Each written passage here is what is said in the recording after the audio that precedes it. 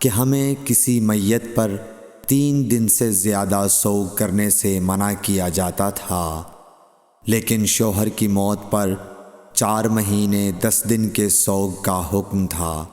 ان دنوں میں ہم نہ سرما لگاتی، نہ خوشبو اور عصب، یمن کی بنی ہوئی ایک چادر جو رنگین بھی ہوتی تھی کے علاوہ کوئی رنگین کپڑا ہم استعمال نہیں کرتی تھیں، اور ہمیں عدت کے دنوں میں حیض کے غسل کے بعد قصت اظفار استعمال کرنے کی اجازت تھی، اور ہمیں جنازے کے پیچھے چلنے سے منع کیا جاتا تھا۔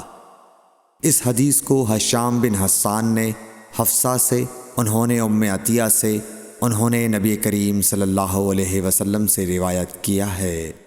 صحیح بخاری حدیث نمبر 313۔